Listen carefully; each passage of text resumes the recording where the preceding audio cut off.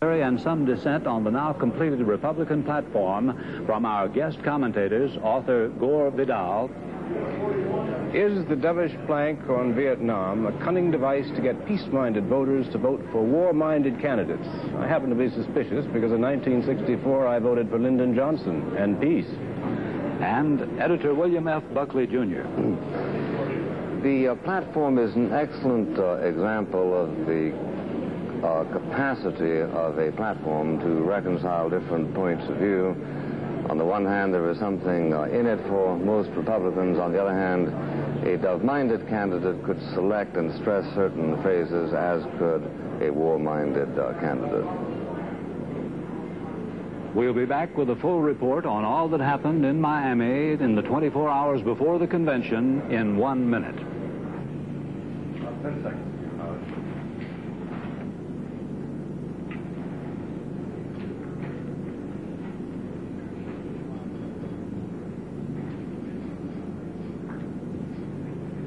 The Republican platform, completed early this morning and issued today, says that the Johnson administration's Vietnam policy has failed in every respect, and the Republicans now offer what is called a positive program for settlement based on self-determination, a course that will enable the South Vietnamese to assume increasing responsibility, but the Republicans will not agree to a peace at any price or camouflage surrender. Mr. Vidal, is that an adequate statement of what has to be done about Vietnam? Well, I think Mr. Buckley said it rather wisely at the top of the program, that this was a plank on which both a dove and a hawk could run or take off from, to complete the metaphor. And I think the two principal candidates are, of course, Richard Nixon, obviously, and as an alternative, I see Ronald Reagan. And I would like to, as a public service, if I may, very briefly go through some of the positions that each of these men, just quotations that they have made, because I'm genuinely puzzled as to what they would do about the Vietnam War, and I think most people are puzzled, and certainly the platform hasn't been much help. Now, Ronald Reagan, I have 5 statements here that he's made in the last 5 years. The first is, peaceful coexistence is dangerous folly. That's the 7th of November, 1963. Shortly thereafter, on the 15th of October, 1965, he said we should declare war on Vietnam. We could pave the whole country and put parking strips on it and still be home by Christmas. A nice metaphor. Then, in the 1st of April, 1967, he favored, quote, a step-up of the war. Shortly thereafter, on the 24th of June of 67, he said, we have the power to wind this war up fast. I think we should use it. Now this year, 25th of March, in U.S. News and World Report, Governor Reagan said maybe the enemy ought to have some unrest in some corner of his realm to worry about, which sounds a bit like adventurism. He then said in the same article, quote, this policy of accommodation asks us to accept the greatest possible immorality. So he's against coexistence with them. And then finally, just a few weeks ago, he said the war in Vietnam must be fought through to victory. We have been patient too long. And just a few days ago, he said that Lyndon Johnson was trying to fight the war too cheaply. Now, I'd like to ask Mr. Buckley, who is a friend of Ronald Reagan and has talked to him about the war, what will he do? Will he use ultimate weapons, or will he accommodate with the enemy? Well, I think that Mr. Reagan has made it a lot more clear than, for instance, President Johnson has done, concerning whom one could very easily produce a series of statements concerning the Vietnam War, which are, to say the least, at least as confusing as these.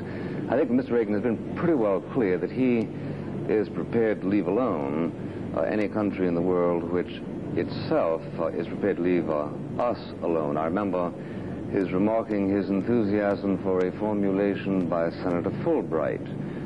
Senator Fulbright said in 1967 in a highly quoted speech, however, the United States may despise as obnoxious the internal doctrines of any particular nation, we have no right to attempt to control or extirpate those doctrines unless there is an effort being made to export them. And this precisely captures the spirit of Mr. Reagan's foreign policy, and for that matter my own. So that I think that what we have to worry about is whether or not during the past few years, the great hallucinations under which we have been persuaded that there is in fact a politics of convergence, whether those are dangerous hallucinations. And this is really what the Republican Party, I think, is here to talk about. I think it's worrisome, however, a candidate who as recently as 2 months ago is talking about the dangerous folly of peaceful coexistence. One thing we have to remember, that there are more communists than there are us. We are a minority in the world, and I would think that a militant hawk who would like to embark us on other foreign adventures like Vietnam would be a very dangerous person to have. And apparently Mr. Richard Nixon is in agreement. An obscure statement of his, which is extraordinarily dovish and, to my mind, very sensible. In October of '67 in Foreign Affairs, he said, serious question whether the American public or American Congress would now support a unilateral American intervention even at the request of a host government. So apparently I would say that Nixon was going to have an extremely difficult time were people, pressures in his party, leading him into foreign adventures on the Vietnam. Mr. Buckley? Well, I don't think any Republican, at least none that I can think of, this is a problem that Mr. Vidal will face more intimately in Chicago. I don't think any Republican is daunted by the mere fact of numbers. There are far more communists in the world than there are Democrats, far more than there are Americans. So far as we can tell, of course, the communists don't go in free elections, so it's difficult to stipulate the popularity of their regimes. But our force in the world is based on a leverage which is one part moral and one part technological. On these we rely very heavily. If I may make a point there, that if we have absolutely no moral right to be in Vietnam, I'm afraid we haven't got time to go into that in great detail, but we have absolutely forgot all morality when we did not live by the Geneva Accords. We have about 30 seconds. Can Mr. Buckley have those 30 seconds for a rebuttal? Well, I think that there's a lot of cynicism in any platform. For instance, there's one phrase that says, nor have we forgotten the Cuban people who still cruelly suffer under communist tyranny. What that really means is, nor have we forgotten to forget the Cuban people who still suffer under communist tyranny. This is, after all, a political convention, not a convention among tablet keepers. And under the circumstances, I think they're doing pretty well.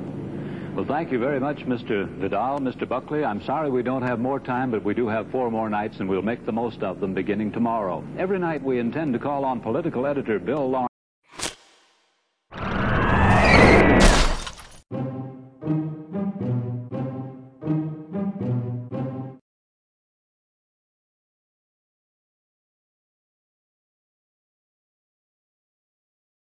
U.S. Senator from Pennsylvania, Rick Santorum. And ladies and gentlemen, the Republican candidates for President of the United States.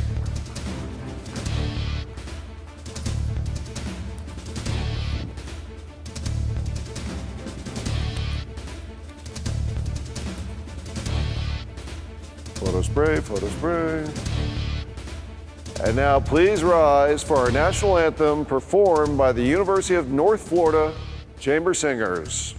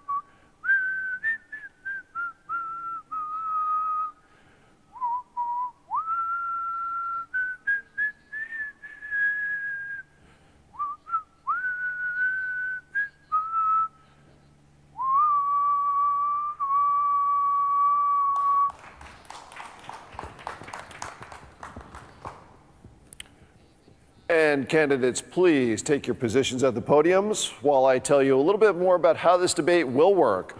I'll be the moderator. As I mentioned, our partners from the Republican Party of Florida and the Hispanic Leadership Network will ask questions. I'll follow up and guide the discussion. Candidates, I'll try to make sure each of you gets your fair share of questions. You'll have 1 minute to answer and 30 seconds for follow-ups and rebuttals. And I'll make sure you get time to respond if you're singled out for criticism. Now, let's have the candidates introduce themselves to Florida voters. Please keep it short. Here's an example. I'm Wolf Blitzer, and I am thrilled to be here on the campus of the University of North Florida in Jacksonville. With that, Rick Santorum, let's begin with you. Hi, I'm Rick Santorum, and I'm here to institute a no cables in the shot policy in the White House. I'm Newt Gingrich, and I ran a marathon before I got here. Mitt Romney, and I'm proud to be at the University of North Florida. Ron Paul, less government. Very well said. Our first question coming from the red, there's no one down there. Red mic.